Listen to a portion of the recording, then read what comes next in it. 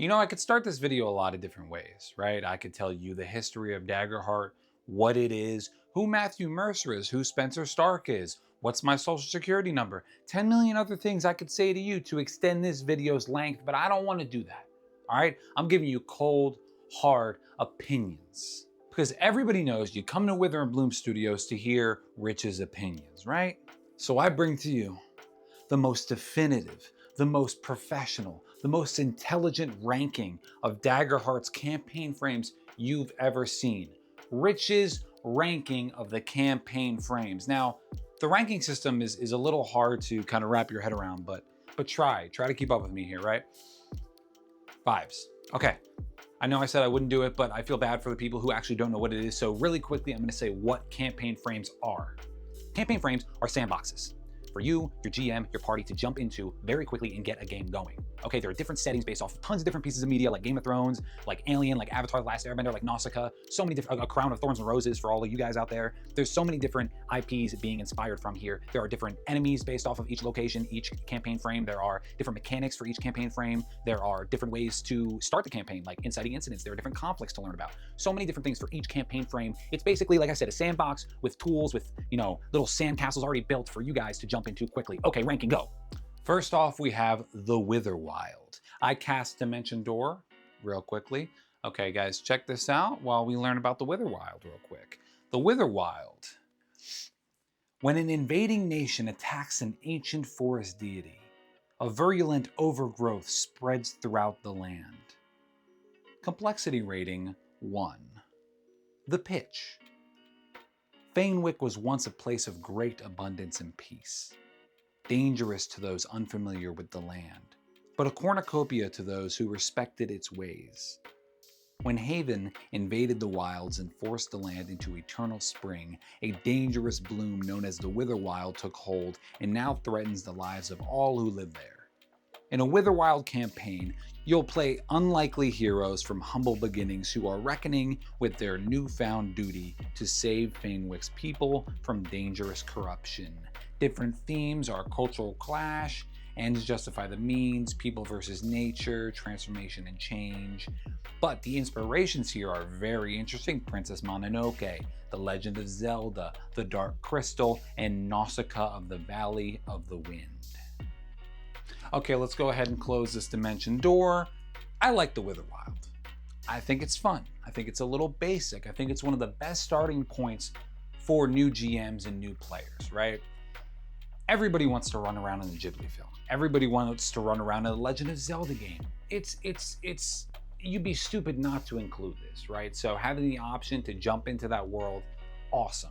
The enemies are cool. The questions you can ask during session 0 are cool. You can be on the side of nature. You can be on the side of humans. There's a ripe conflict. It's very easy to jump into. I thought it was a little basic until the mechanic that's unique to this. There is a corruption mechanic. If you take severe damage, which is the second most damage you can take, you get corruption counters. And basically, corruption counters are tokens you put on your player, and every time you take severe damage, you have to roll a fear die. And if you roll equal to or lower to the corruption, you have to take a scar permanently, which could eventually kill you if you take enough scars to lose permanent HP all the way down to the bottom, and then you are dead. So I find this really interesting. I love how malleable Daggerheart's mechanics are, but overall it's a little basic, it's a little easy, so I'm gonna put it somewhere around 4. Let's go with 4. All right, on to the next one. The next one we have is 5 Banners Burning. Oh, cue the Dimension Door. Long brewing tensions between rival nations boil over, threatening all-out war. Complexity rating 2. The pitch? 5 years into an armistice that ended a decade of war. The threat of renewed conflict looms over the continent of Althus. 5 nations in a delicate web of alliances and rivalries seek to exploit the opportunities granted by this period of rapid, magical, political, and social change. All 5 nations deploy agents to strengthen alliances, sabotage foes, and tip the balance of power in their favor. In a 5 Banners Burning campaign, you'll play heroes caught up in a twisting and ever-escalating conflict between nations, contending with competing loyalties, generational grudges, and opportunistic villains. Themes dividing loyalties, the nature of power, the prince of ambition, that's not the prince, I can't read, the price of ambition, and tradition and innovation. Inspirations here, get ready for this one, guys. Game of Thrones, oh, we all knew it. Avatar: The Last Airbender, Babylon 5, we have Eberron Rising from the Last War, and Dragon Age Inquisition.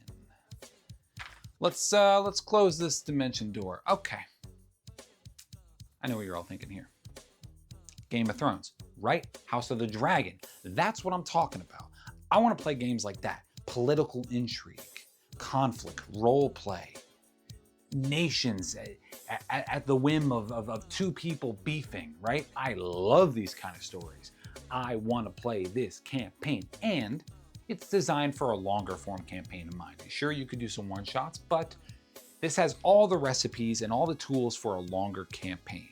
The book also gives you a lot of information on each of these nations and who their friends and enemies are, right? If you're friends with this nation, oh, this other nation doesn't like you, right? But if you're friends with this nation, that nation will like you. So there's a lot of like teen drama, like high school drama, clicky shit going on. Oh, I shouldn't say that. Clicky stuff going on.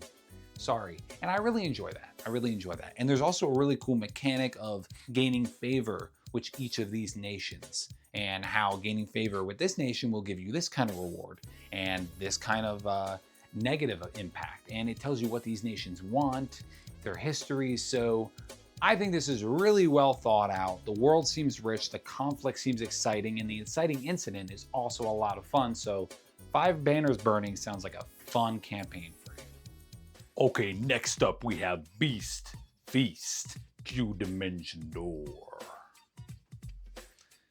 I don't know why I did that accent or that voice, so don't ask me why. Beast Feast.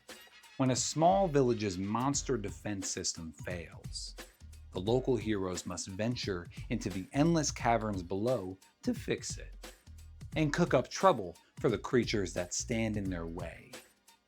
Complexity rating 2. The pitch, the rustic, peaceful village of Elmore sits atop the Plover Caves, a labyrinth system of caves full of dangerous and delectable creatures.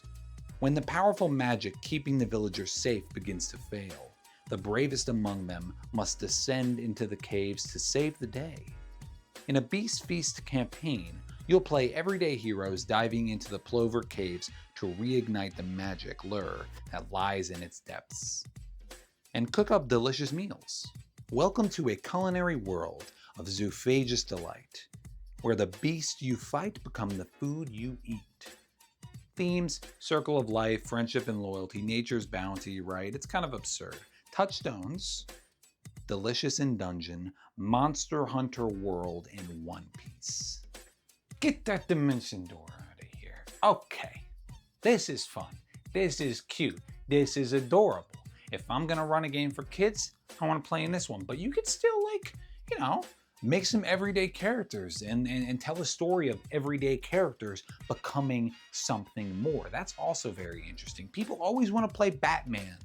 People always want to play the Hulk, right? But playing a mom who's going to beat somebody with like a rolling pin, that's interesting as well. And having to leave her kids and go into a dungeon cave. So you could make it, you can make the stakes higher, but this seems like a fun, silly Dimension 20-esque campaign. I love that it has a smaller scale, right? 5 Banners Burning was a world scale, right? And the first one was like a continent scale, right? But this one is a town scale. And the smaller it is, the more intimate it's going to be. There are shops fully fleshed out and given to you. There are characters, there are inciting incidents. The weapons are flavored to be everyday household items. I want to beat someone with a rolling pin, and I want to do it now. Everybody loves Monster Hunter. I want to kill my monsters, I want to make armor out of them, and I want to eat them. And this certain campaign frame also comes with mechanics for making tasty food. So what ingredients you put in makes your food a certain amount of tasty. And that's what it's all about here, making tasty food. So boom, I got an idea right here off the dome. Idea off the dome. Idea off the dome, okay? You have a campaign where you and your players, you go in this cave and you fight certain enemies, and then they make dishes, right? And then the next session, your GM makes the dishes that you guys made in the last session and feeds it to you guys. Oh my God, that's so much work and so much money. That sounds like so much fun. I want to play this. Oh my God, I forgot to rank everything. I forgot to rank the last one. Beast Feast, I'm putting at 3 for creativity. And I'm putting 5 banners burning. Okay, we're moving things around, right? 5 banners burning is gonna be 4. And the first one, the Witherwild, is going to be 5. We're moving things around. Very professional, very thought out. Yeah, moving on. Okay, the next one you probably all know about, but the Age of Umbra. Q Dimension Door. In a dying world immersed in relentless shadow and nightmarish monsters, small communities hold fast to the light, hoping those who endure can find a way to save this broken realm before all is lost to darkness. Complexity rating 3. The pitch. A century has passed since the God King Othedius betrayed the Pantheon, provoking divine punishment and abandonment by the gods that left the realm of the Halcyon domain shattered, desolate, and eternally cursed. Throughout this shadow-choked land of decaying fortresses and dreadful monstrosities, surviving communities cling to hope in the face of lightless oblivion. In an Age of Umber campaign, you'll play heroic survivors who protect their community from the terrors beyond the walls. Venture out into the unknown to hunt the nightmarish that twist and grow with each fallen soul. Seek answers to the curses that corrupt the world, and perhaps even discover a way to change its fate. Themes: apocalypse, corruption, darkness versus light, hope, redemption, inspiration. My favorite part, Dark Souls. Kingdom, death, monster, berserk, the seventh seal, and blasphemous. You had me at Dark Souls. I want to play this. I watched them play it on Critical Role. I think it's phenomenal. I think having a world that focuses on fear and lethality perfectly fits Daggerheart for its mechanics. I think there is so much for a GM and player to bite their teeth into with this campaign frame. The lore is interesting. The world is interesting. The enemies are interesting. The mechanics are interesting. The vibes are immaculate. It's terrifying. I want to run around in Dark Souls. I want to kill beasts, right? Those games where you've lost all hope and you have this quiet moment around a campfire where you run into a survivor and you guys have an intimate moment laughing about the good old times or something, or what you think good old times would be like. And then you run out and all die in the darkness, or fight some monstrous beast, or a friend of yours gets turned into a monster. It's phenomenal. I love horror, so I'm biased. But the mechanics for Age of Umber are very interesting as well. So there's a lot of corruption mechanics. So the enemies themselves are corrupted and they get certain bonuses for being corrupted. If you take a certain amount of damage, you yourself can get corrupted.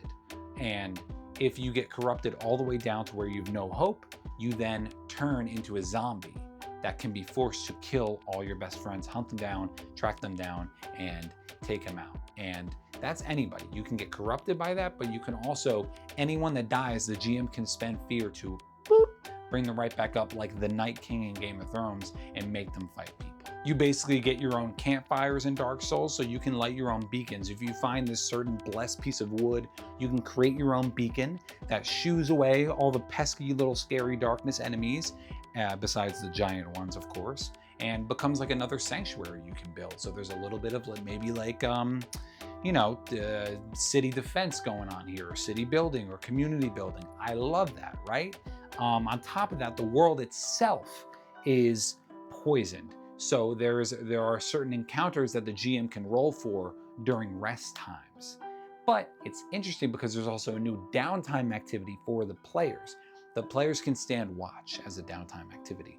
So if you choose to stand watch, you can roll an opposed roll on the downtime table and then choose your favorite one, giving a little bit more control to, you know, a world that seems a little bit out of your control and very dangerous. I love this one. Honestly, if we're being honest here, I'm putting it in number one. Woo! Number one, baby. That's number one. That's number one. It happened, guys. You can click off the video now. Just kidding. Please don't. I need the watch time. I need the subscribes. I need the likes. I love you all. Please, we just hit 2,000. Join the Discord. I love you. That's enough. Number one. Moving on. And we're moving on to Motherboard. Cue the dimension door.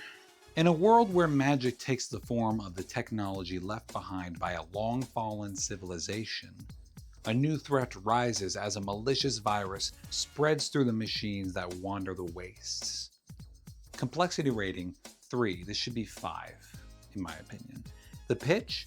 Among the ancient ruins of the fallen world, the great walled cities of the Echo Vale sit as bastions of hope in an otherwise hostile land. Utilizing technology powered by a mysterious language that runs through metal threads tethered high above the valley, these citadels insulate their citizens from the wastes, where autonomous machines roam wild and massive wandering cities scour the land for scrap. But when a malicious virus infects the machine beasts that work alongside the people of the valley, the once docile creations turn violent. In a Motherboard campaign, you'll use technology instead of magic as you play extraordinary heroes, leaving the safety of the walled cities to travel the wastes and bring peace to the Vale once more. Themes: artificial intelligence, screw you. Identity and personhood, innovation, technology versus humanity. Inspirations: Horizon Zero Dawn, Mortal Engines, Mad Max Fury Road, the Final Fantasy series, Full Metal Alchemist, and Slug Blaster. Get that dimension door out of here. Okay, Motherboard gets an E for effort on the scale. Honestly, the amount of effort they put into Motherboard puts the others to shame, in my humble opinion. I think this world is inspired. I think it's interesting. It makes me think what lies outside of these safe city walls. I hate AI, so I definitely want to hop in this world and beat up some robots. I think that this world has a lot to offer someone who's into sci-fi and artificial intelligence and all of these discussions, right? But they added so much here that I have to go into. Okay, so on the story side of things, you get it, right? Half Horizon Zero Dawn and half Final Fantasy. There are creatures that are half machine, half creature, and there's safe city walls where giant scary creatures exist outside and nobody knows what exists outside of those walls. But inside the walls, people work with robots and whatnot to survive, right? But a virus goes rampant and forces people outside of the city walls. But that's all pretty standard sci-fi stuff. The awesome part here is the way they flavored everything. So races are flavored in specific ways. There are magical beings that are infused with nature, like Dracona, Fairy. They're meant to be like robotic in magical nature instead of their innate magical background, right? Clanks are obviously prevalent. Weapons are very unique. This is one of my favorite parts of Motherboard. Everyone has the same weapon, okay? It's this rod, this metal rod you start with, and then you continuously upgrade it throughout the campaign, adding augments to it, making it a big hammer, making it a bow, making it a spear with different attachment modules. And you gain 2 more attachment modules per tier, so you'll end up with 8, I believe, by level 10. There is also a bond you have with your weapon that only you have, and it upgrades as you go through the campaign. So I think the customization here is off the chart. I also love the Beastmaster Ranger, how it's flavored to have a mechanical companion, and you get certain attacks that are only given to these mechanical companions. Seraphs have a different deity to worship and a whole different move set. Everyone's armor is the standard armor, but you flavor it to be some sort of sci-fi-esque armor. Everyone has a tether that they can plug into certain data pools around the world. There are like these giant structures spread all throughout the world by an ancient civilization that you can plug into and gain knowledge. And these beings outside of the safety cities feed on knowledge. So these giant structures that you need to reach become watering holes for vicious enemies, for information, and all these enemies from around go there and collect information that they feed off of. So it becomes like a hotbed, a danger spot. There's a whole crafting and economy system. There are different kinds of metal scrap you can gain from enemies, turn it into selling for money, or you can craft it into certain items or things you want to put on your person. There's a whole economy for this. And on top of everything, they created their own language based off of computer coding and whatnot. The information you would get from these giant structure of data pools is in this sort of like decodable language. You have to actually give your players like the coding sequence, and they have to like decipher what it means. So much effort's going into it. Now this one's really impressive. Motherboard is really impressive, and like I said, they get an E for effort, but a 5 on my tier list because that's too much thinking to do. I don't want to do that. I don't want to do it. I don't want to do it. All right, this is my tier list. I don't want to GM it. I'd love to play in it or whatnot, but I don't want to GM it. So it's getting 5 on my list. Moving on, Colossus of the Drylands, cue that dimension door. A prosperous region of gunslingers and outlaws has fallen into terror as colossal creatures awaken from beneath the earth. Complexity rating 4. The pitch.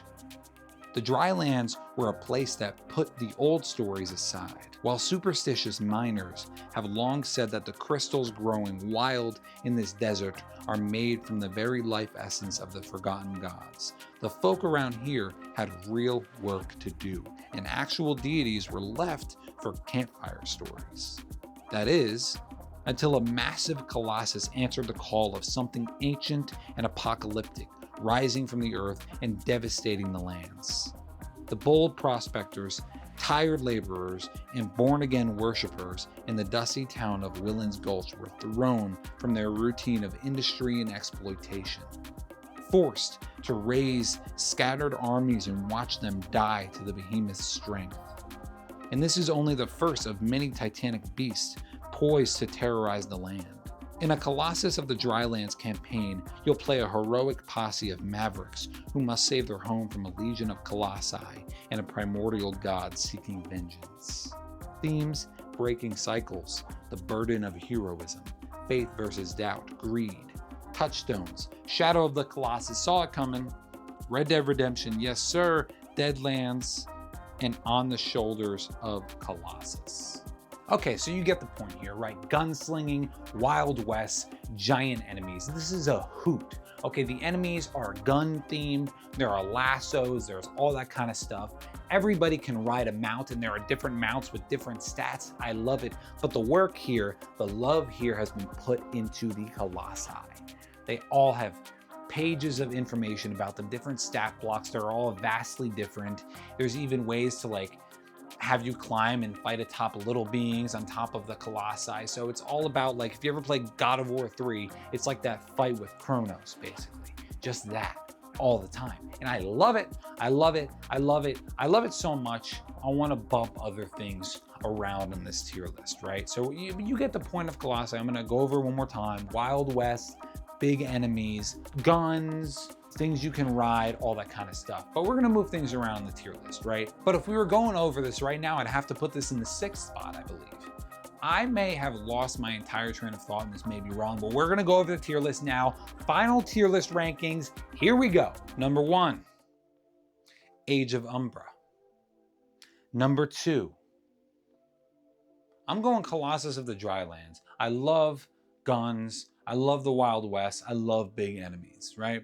Number 3, I'm going Beast Feast for its unique approach and mechanics. It gives a different vibe from anything I expected and anything I've seen. After that, we're going to number 4, Five Banners Burning. I really enjoy this. I love political intrigue. I love role playing. I love Game of Thrones. So we're going with Five Banners Burning. After that, number 5, we're going with the Witherwild. I think it's the most typical fantasy setting you can jump into. The puppies first, or babies, I don't know why I said puppies, woof woof. Babies first campaign frame, that's what you would do. It's very solid all around, but just not that exciting. And last but not least, we got Motherboard, simply because I hate AI. So that's been my tier list. If you had a good time, I'd love for you to subscribe, be a member of the community, join the Discord. We have a game right now going on called The Clockwork Silence, and we're gonna be releasing it as a Daggerheart module you can buy by the end of this month. Please watch the stream, join the Discord. You can bet on the game and get rewards for yourself that could impact the game. So we love having you. Our community is growing. I had fun with this video. If you had fun, let me know your ranking down below. I love you. Goodbye.